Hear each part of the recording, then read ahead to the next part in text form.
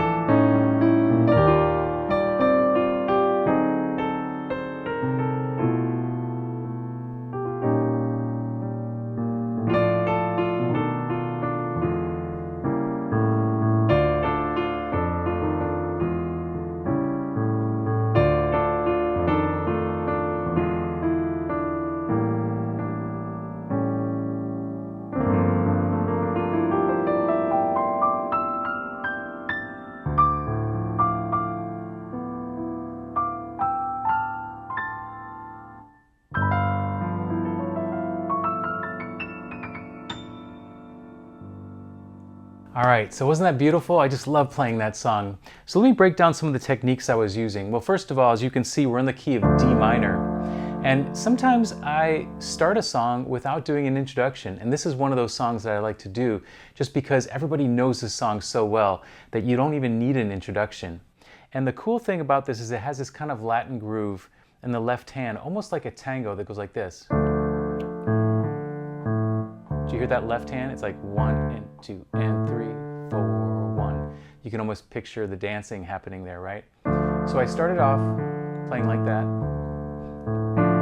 Now, instead of just going right to the G minor chord like that, anytime you have what I call a suspension, in this case it's a 2-1 suspension, I like to use a diminished chord a half step below going to that chord. So this is like an F sharp diminished 7 going to G minor.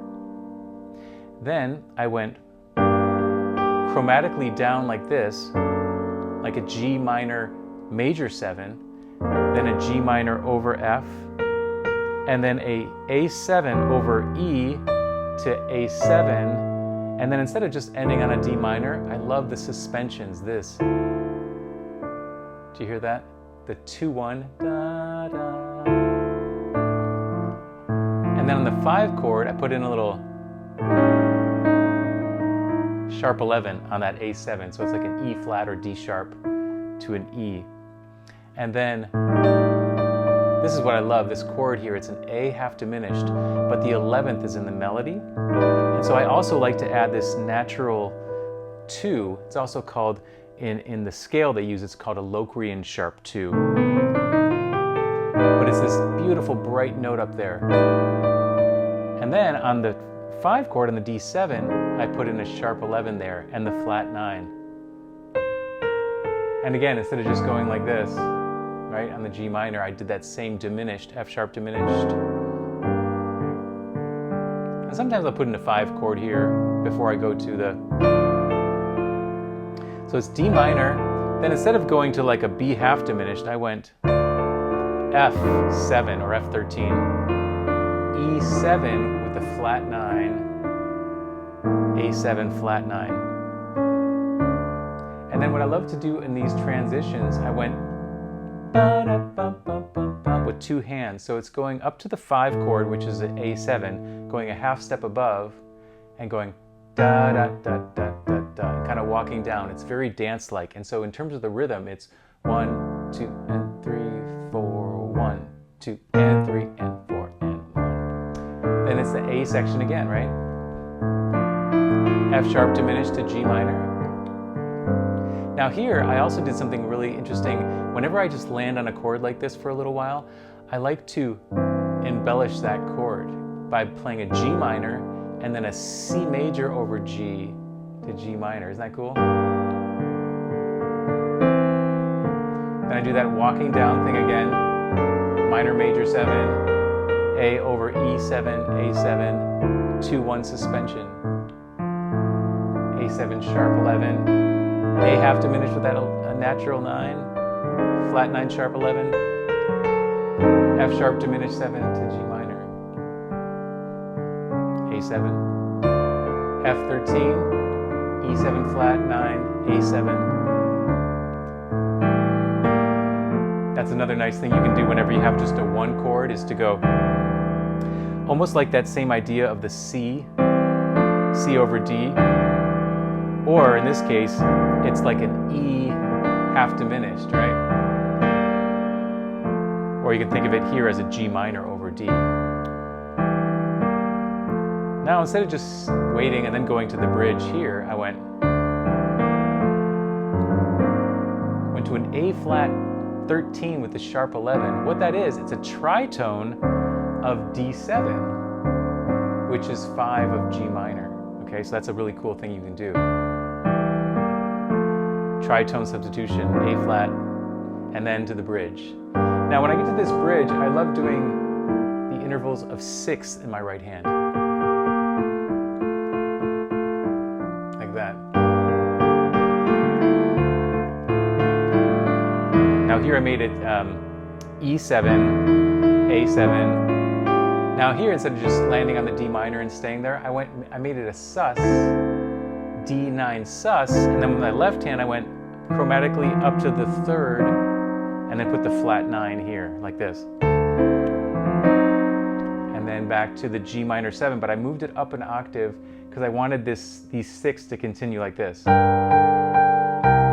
The C7, F major 7, B flat major 7, E7, and then here's that A again where I go ba-da-ba-ba-ba-bum. That's the last A section. Here's our diminished again. C over G, G. Walk down, just like B4. Now here, I put in a little slick chord change here. Instead of doing the A half diminished, I went to the tritone and played a E flat major 7. Isn't that cool? To the D7 flat 9 sharp 11. Now here, instead of going G minor 7, I learned this chord change a long time ago from somebody, and I can't remember. It was on the gig somewhere, and someone said, "Hey man, check this out. It's this chord right here." Oh, it's so beautiful. It's a B half diminished, and then with the G, so it's really kind of like a G over B, and then a E flat 7 over B flat that then leads to D minor over A, B7, with this, the melody is the sharp 9 and this is the sharp 11, E7 flat 9, A7 flat 9, and then back to the top, right? And then I went into a little solo section. Then I went to make this dominant here, and the left hand I'm kind of playing like a rootless voicing with a sharp 9, and I'm playing like a what's called an altered scale in my right hand. So I'm playing, it looks like, part of it looks like it's diminished, and the rest of it is whole tone. They also call it diminished whole tone scale.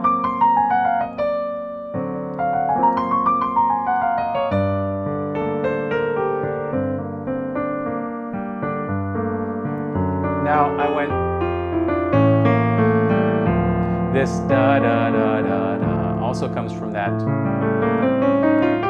altered scale. Okay, so it's, again, it's like the top part of it's whole tone and the bottom part of it's diminished whole tone. Here's a little trick too. It also looks like a B flat melodic minor scale, doesn't it? So one trick is that you can, if you're playing an altered scale, just go up a half step and play that melodic minor scale. So if it's an A7 altered scale, go up a half step and play B flat melodic minor.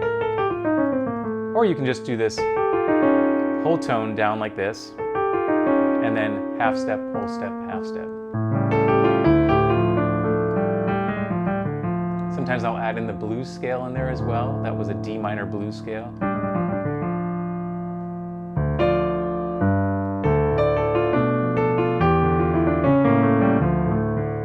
Okay, and then again, sometimes I'll go put that altered scale, but I'll do licks like this. That's called the Cry Me a River lick. Cry me a river.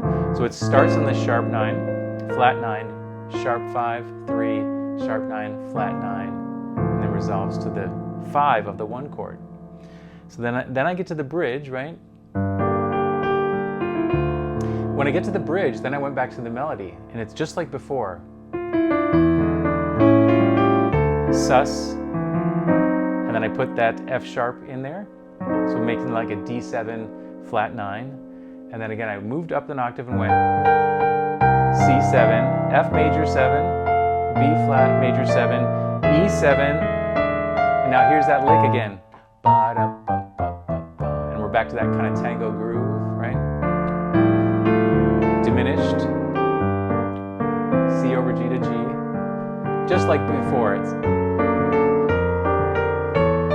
Now sometimes I add a little embellishment and go da da da da, so I'm just changing the melody a little bit, right? There's my sharp 11 again to the 5.